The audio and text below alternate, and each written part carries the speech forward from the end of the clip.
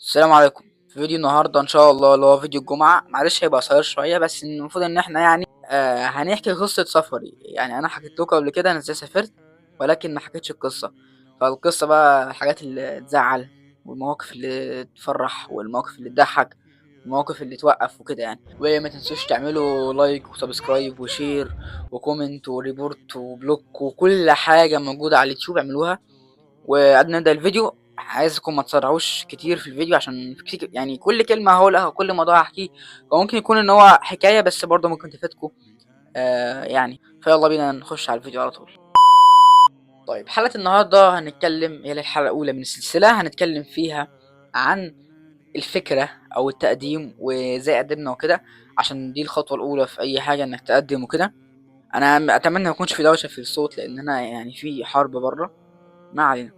المهم البداية في سنة 2022، ويعني كان أحوال كويسة الحمد لله، والتوقعات للأحوال اللي كانت في البلد يعني كانت كويسة الحمد لله. ولكن قررت أسرتي، يعني بدون الدخول في تفاصيل هي مش هتفيدكم، أنا هقول لكم بس اللي ممكن يفيدكم، واللي أنا مش عايز أحكيه إن أنا أحكي لكم بس اللي أنا عايز أحكيه، واللي شايف إن هو ممكن يفيدكم إلى حد ما.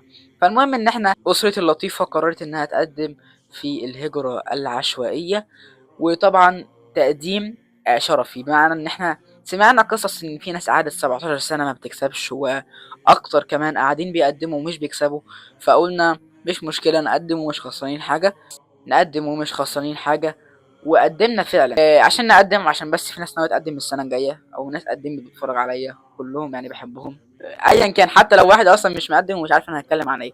فالمهم المفروض يا جماعه ان الهجره العشوائيه دي بتفتح في شهر 10، مش فاكر يوم كام بالظبط، بس المفروض ان انت بتقدم لو انت شخص لوحدك فوق 18 ليك حق انك تقدم.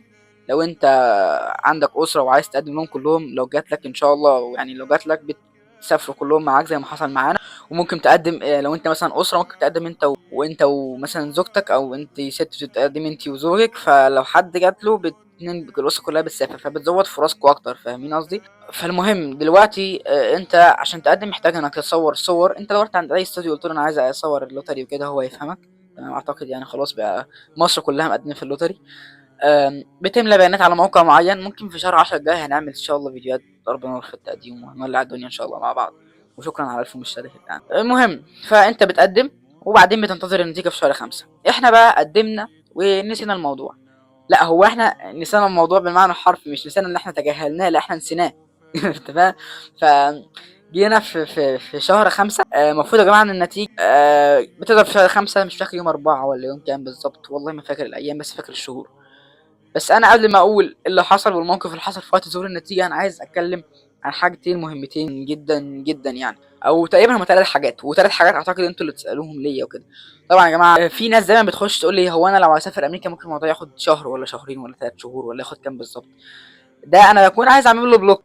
بهزر طبعا، يعني اي حد يسال اي سؤال ما يكتبش منه وانا هرد ان شاء الله بكل احترام وبكل ادب، حتى لو عادي ما فيش مشكله خالص. تمام.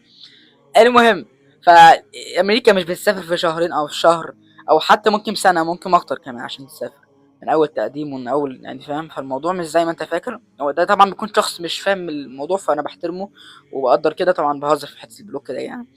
فالمهم هو الموضوع بياخد وقت، مش وقت قليل عشان تسافر، حتى لو حاجه ايا كانت هي، يعني ايا كان الفيزا اللي انت هتاخدها.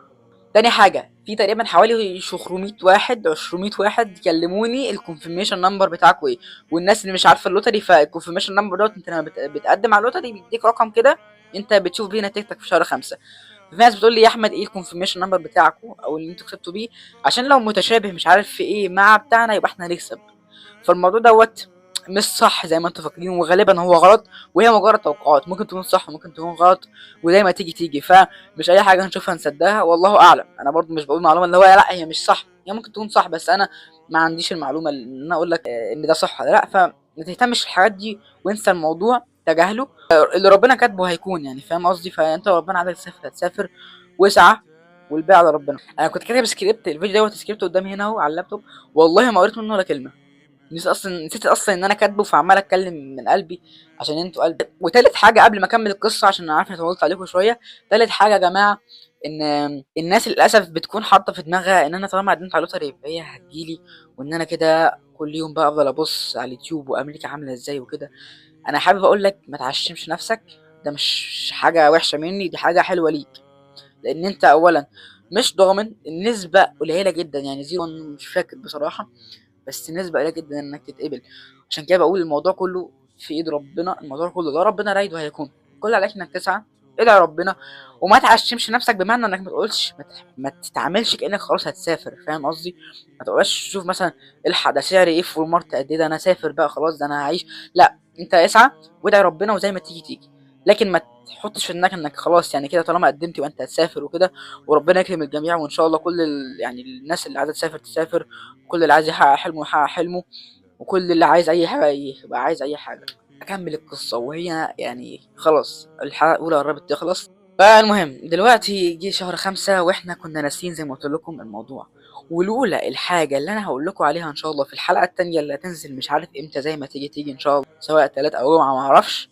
انت اهم حاجه تكون مفعل الجرس عشان تلاقي النوتيفيكيشن، الحق ده احنا ننزل فيديو الحلقه التانية. فالمهم الحاجه اللي لولا ان احنا يعني لولاها ما كناش عرفنا ان احنا كسبنا في اللوتري، فاهم؟ فالحاجه ديت انا هتكلم عنها ان شاء الله في الحلقه الجايه. اشوفكم في الحلقه الجايه، واعملوا لايك وسبسكرايب وزي ما قلت لكم في اول الفيديو وكل حاجه، واشوفكم في الفيديو الجاي. مع السلامه.